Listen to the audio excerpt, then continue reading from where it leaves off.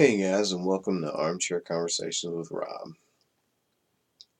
I'm going to go a little bit off topic because I usually talk about things like self development and improvement and thinking and acting and talking a different way. But this one's for a friend of mine, a friend of mine from the martial arts, and we had talked a little bit about his beginning into meditation and some things about energy. And so I'm going to probably ramble a little on meditation and move it over into martial arts from my perspective of some energetic things that happen when you are practicing. As far as meditation, I'm a believer that you should start somewhere, anywhere. I don't think that meditation is something that you suddenly plop down in your on your pillow in your lotus position and just instantly start meditating for hours at a time and then wake up feeling all blissful and floating and farting darts, as my friend Mark used to say. Um, but I do think that it can be beneficial for a lot of reasons. One, for the sense of relaxation that it can give your brain and then eventually your body, because there are studies that show that a little bit of relaxation response is very healthy for the brain and the body. That it can lower blood pressure, that it can help with nervous system, it can help with pain control, mindfulness, perception, etc. Yada yada yada. And so I'm a big believer in it. For me, meditation was a way to relax. Because as much as people don't remember this, except people that went to school with me, I was a really high strung kid, very sensitive, but also very anxious and had a lot of nervous energy and didn't sit still for long and was just a big old fraidy cat on a lot of levels. Mostly anxious, nervous, always worried that something crazy was going to happen. So I always had to be on guard, and long way from the days of today. But meditation was one of the things that helped bring me there. I also got introduced to martial arts at a young age, and between martial arts and then understanding that meditation was a part of that, because originally when I got into meditation, it was because of all the weird mystical things that I had heard about it, from the martial arts perspective, like that it was going to help me to develop my chi, because I started out in Chinese martial arts. You can also call it ki or kimi or many other things, prana. It was going to develop my energy, and that I was going to be able to channel that energy into doing amazing things.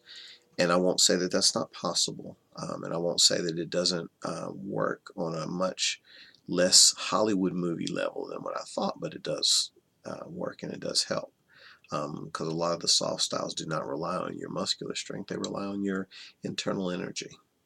But that's what I got into meditation for, was the mystical, weird, over the top stuff, thinking that somehow it was going to give me these things. But in the process, what it did give me was a sense of calm and relaxation and a better ability to focus and a better ability to think and analyze and to gain control of my emotions, which helped me to control like my nervousness, my anxiety, some of my fears. It also helped me when I became a pimply faced teenager full of hormones and needed to control my aggression levels and my anger and my resentment and all the issues that come up for teenagers when they perceive the world in a different way than they did when mama and daddy liked you when you're a baby. So these are the things that meditation helped me with. One of the things I also learned in the process of that, after I got a little calmer and was able to go back and revisit the mind body connection, was that my energy did flow differently as far as my perception of it. My breathing was tied to how my energy flowed, and I could feel differences in my body when I changed both my perception or my attention to certain areas. Um, so, that being said, back to the thing about meditation, I don't believe that you have to meditate for freaking a half an hour starting out, even if you don't do it 5 minutes here and there.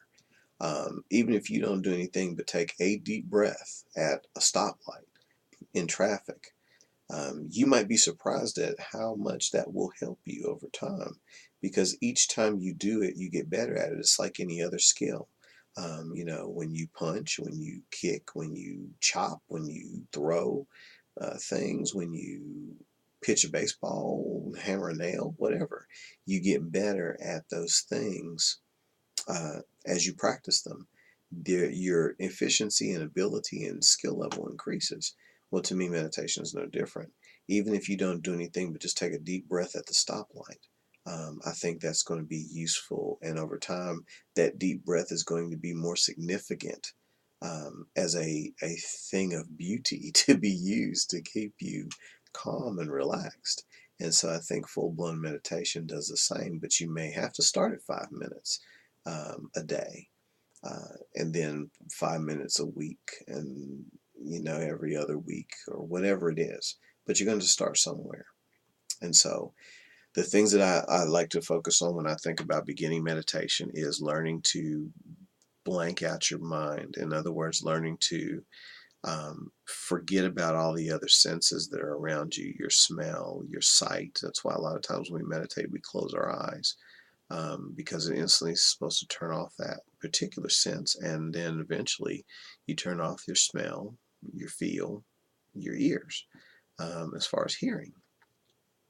Now, when you're practicing mindfulness, which is a different kind of meditation, you do the opposite. You focus in on one or more of your senses. But here we're thinking about calming down and turning them off. So when we take deep breaths in this area, we want to focus on our breathing, maybe feeling how the body is expanding and contracting with each breath, and not thinking about things like the day, like your clothes, like their clothes, like what color this or that thing is. Just thinking about your breathing and learning to calm and still your mind and relax it. Everybody will have a color that they think of sometimes when they meditate. They'll see it more often behind the lids of their eyes, or they'll think of it.